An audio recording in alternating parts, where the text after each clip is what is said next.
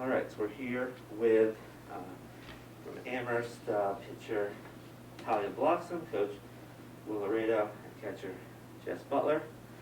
Coach, we'll start with you. Just your thoughts on the game. It was a hard-fought game on both sides. The team stayed within the game plan. Talia, again, proved that she's one of the top pitchers in NESCAC. Jess did an absolute amazing job calling the game. But overall, it was a tremendous team win. And, these players are playing for each other like nothing else. I'm just very proud of them.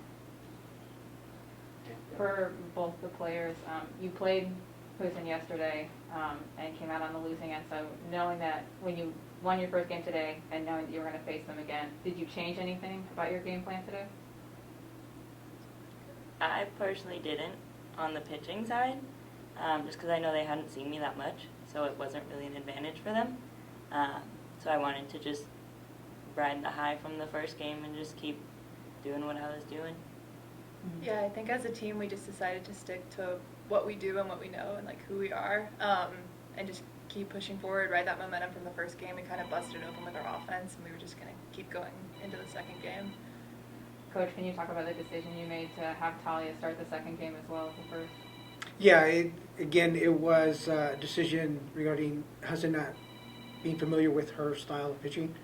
Obviously, her velocity is something that most teams in this division aren't used to seeing.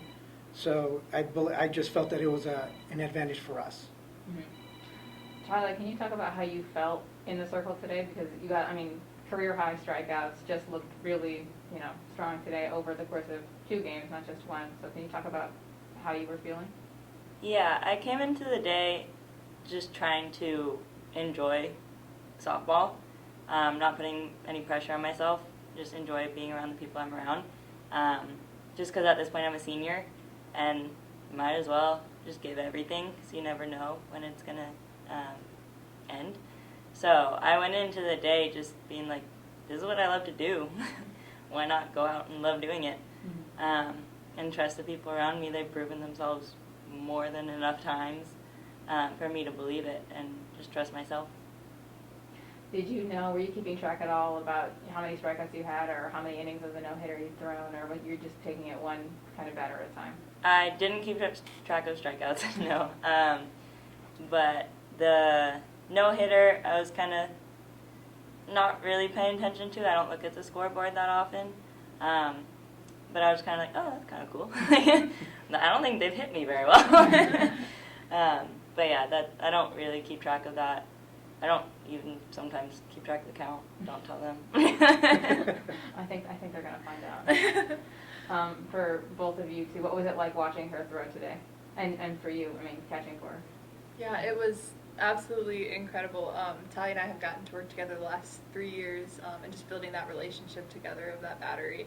I don't know, we kind of, before the first game, we had talked about just playing free today, and we were calling it free softball. We were like, oh, this is all bonus, this is so much fun.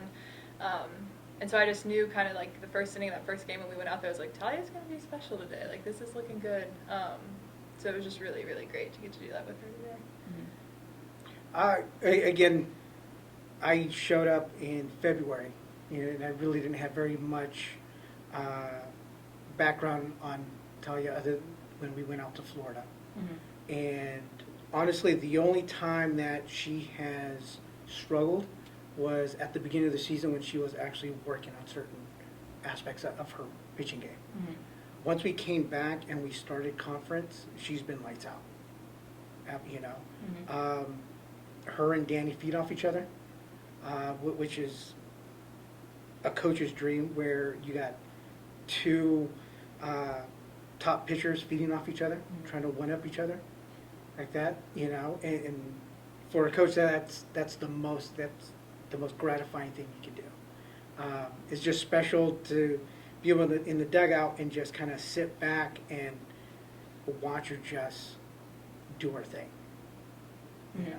And it's, I tell some of the players that it's probably the closest I can feel or see how Phil Jackson felt when he was the head coach of the of the Bulls, where he was just able to sit back and just watch his players command the game.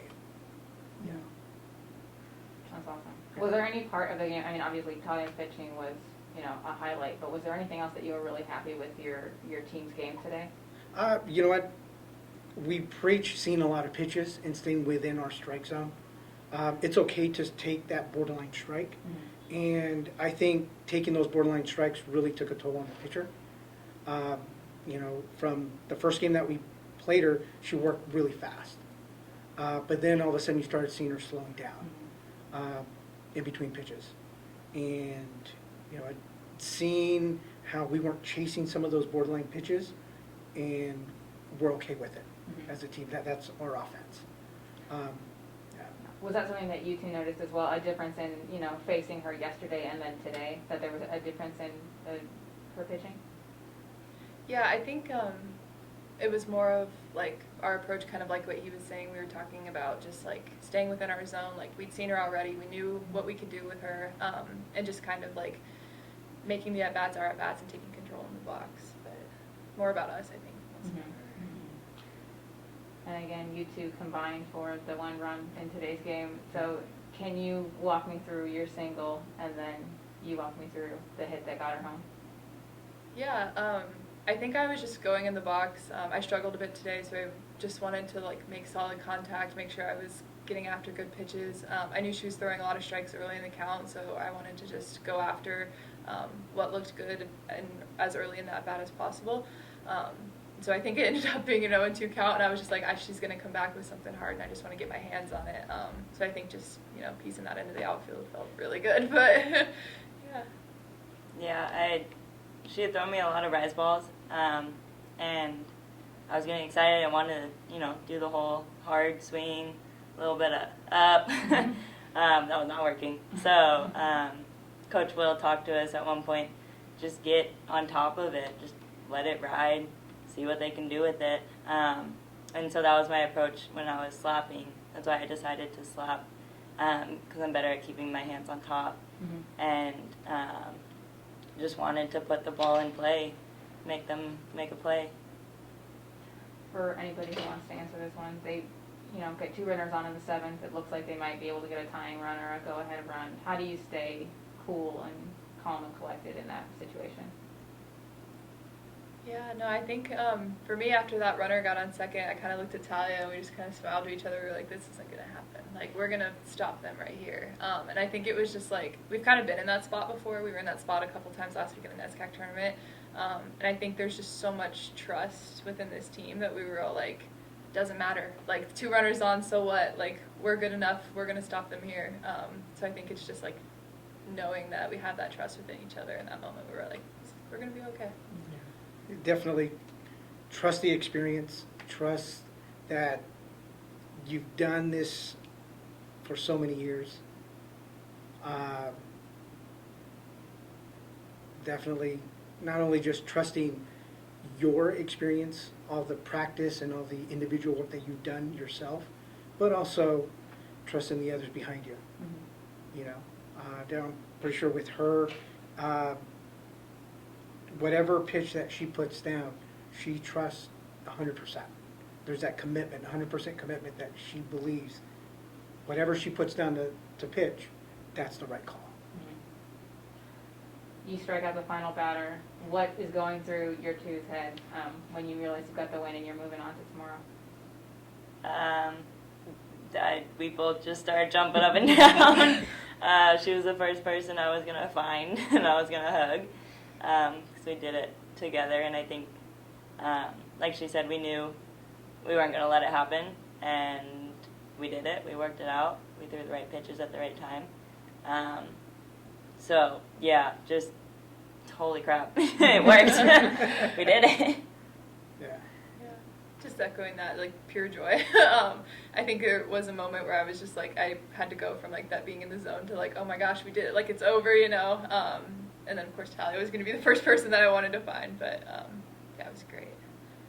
For you as a coach coming into February and seeing where the team has gone now, is this what you expected coming into this program? Did you? Honestly, the success that we're having, I wasn't expecting it till like maybe year 2 or 3. First year was going to be more of an introduction of my style of coaching, some of the things that I wanted to add in. And then second year was implementing quite a bit of that, and then third year kind of like really gelling together, putting it all together. But like I said, this team, they just trust each other. They're playing for each other. They understand that, look, I trust you. I got your back. I'm going to support you no matter what the outcome is. And they're playing with, this bond, this family bond. And it's very gratifying seeing it. I'm definitely very appreciative to be a part of it. To be on, I'm just going on for the ride. Anything you got? All set? Anything else? No? All right. Thank you so much. Congratulations. Thank you. Thank you. you.